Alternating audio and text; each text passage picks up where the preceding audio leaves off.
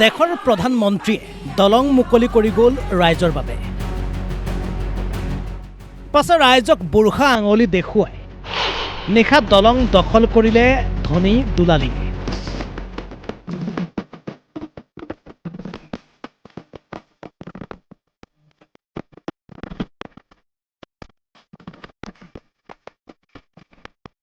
পত্নী প্ৰেমত সাবুদুবু খায়।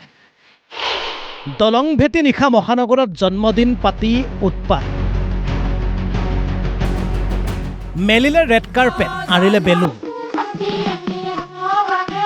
আৰু ফুলজাৰিৰ পোহৰত হাতত কেক লৈ নামি দামী গাড়ীৰ মাজত ধনীৰ পত্নীৰ ৰেড কাৰ্পেটত কেটুৱা।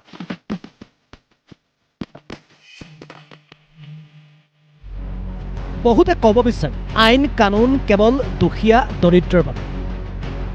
পাছে বহু সময়ত সেয়া মিছা প্ৰমাণ হয় যদিও এই দৃশ্যক আপুনি কি বুলি ক'ব? হালধীয়া টি চাৰ্ট আৰু কলা পেণ্ট পৰিহিত এইগৰাকী হৈছে গৌতম বৰুৱা।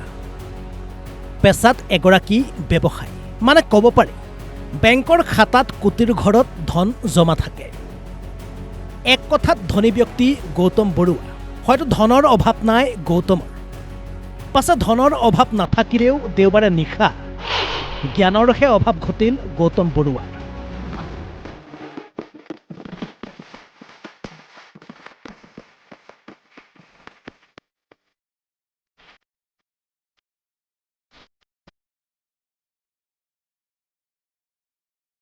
গতিকে আইন কানুন নিয়ম নীতিক সংবিধানৰ পৃষ্ঠাতে আবদ্ধ কৰি টকাৰ দেমাকি দেখুৱাই কুমাৰ ভাস্কৰ বৰ্মা দলং ভেটি পাতিলে পত্নীৰ জন্মদিন। এয়া ব্যৱসায়ী গৌতম আৰু গৌতমৰ পত্নী। ৰেড কাৰ্পেটৰ ওপৰত কাটিছে কেক, খুৱাইছে ইজনে আনজনক।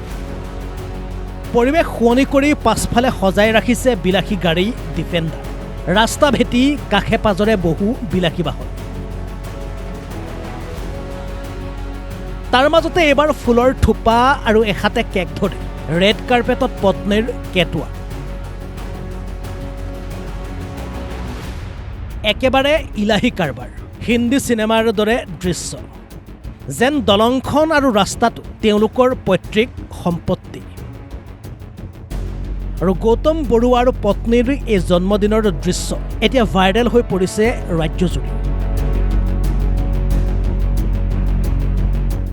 পাছত কি হ'ব নাজানো, কিন্তু প্ৰতিবেদন লিখা এই মুহূৰ্তত কোনো আইনী ব্যৱস্থা লোৱা নাই মহানগৰ আৰক্ষীয়ে।